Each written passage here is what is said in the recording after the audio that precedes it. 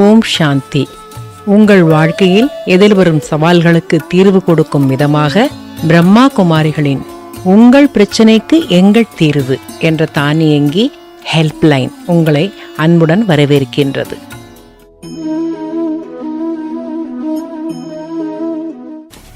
நீங்கள் நாடி வந்திருக்கும் சவால், தீர்வு காண வந்திருக்கும் சவால் விலைவாசி உயர்வு. அது ஒரு பொருளின் மதிப்பீட வச்சு நம்ம அதை சொல்றோம், விலைவாசி உயர்ந்திருக்கிறது அப்படின்னு. இப்போ நமக்கு ஒரு 2 ஜெனரேஷன் முன்னாடி, 2 தலைமுறை முன்னாடி இந்த மாதிரி ஒரு பிரச்சனை வந்திருக்கா? நீங்க கேள்விப்பட்டிருக்கீங்களா? இப்ப ஏன் வந்திருக்கு? நீங்க நிறைய யோசிச்சிருப்பீங்க. எல்லாருக்கும் காரணங்களும் தெரியும். நம்ம கிட்ட என்ன குறைபாடு இருக்கிறதுனால இது வந்திருக்குன்னு இப்ப பார்த்தோம்னா, நம்ம சிக்கனமா இல்லை. அடுத்து ஆசையை நம்ம குறைக்கணும். பொன் மொட்டையிடும் வாத்து கதை உங்களுக்கு எல்லாம் தெரியும்னு நினைக்கிறேன். அப்புறம் மக்கள் தொகை ஜாஸ்தி, அது உங்க எல்லாருக்குமே தெரியும். அடுத்து தட்டுப்பாடு அதிகரிக்குது, அதனால பதுக்கல் பண்றாங்க, விளைச்சல் குறைவாயிடுச்சு, தேவைகளோட அதிகரிப்பு ஜாஸ்தி ஆயிடுச்சு. ஒருத்தர் ஒப்பிட்டு பார்க்கறது கூட இந்த விலைவாசி உயர்வுக்கு காரணம்தான். அதாவது தன்னை அறிந்தவன் ஆசைப்பட மாட்டான். நம்ம கூடி வாழ்ந்தால் கோடி நன்மை, அதாவது கூட்டு குடும்பம், அந்த கான்செப்டே இப்ப இல்லை. அப்படி இருக்கும்போது விலைவாசி உயர்வு தெரியாது நமக்கு. அப்போ நமக்குள்ள இந்த குணங்களும் போயிடுச்சு. ரொம்ப பேராசை வந்துடுச்சு. இப்போ பரந்த மனப்பான்மை இல்லை, இப்போ சகிப்புத்தன்மையும் இல்லை, ஒரு தனி மனித விருப்பம் அதிகமாயிட்டே போகுது. மனிதனுக்கு மனதில் நிறைவு இல்லை இப்பொழுது.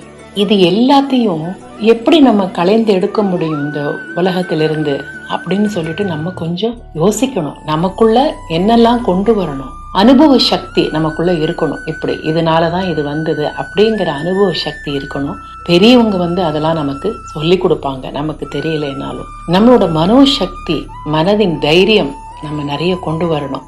ஏற்றுக்கொள்ளும் சக்தி நமக்குள்ள இருக்கணும். முன்னேறும் கலை என்ன, இந்த விலைவாசி உயர்விலிருந்து நம்ம எப்படி மீண்டு வர்றது அப்படிங்கிறத பத்தி நம்ம யோசிக்கணும். அப்போ பேராசை பெரும் நஷ்டம் நமக்கு தெரியும். தன்னைத்தான் விலை உயர்ந்தவனாக நினைக்கணும். நம்ம நம்மளால என்ன பண்ண முடியும் அப்படின்னு நினைக்க கூடாது. நம்மளும் ஒரு கை கொடுத்து இந்த விலைவாசி ஏற்றத்தை மாற்ற முடியும்.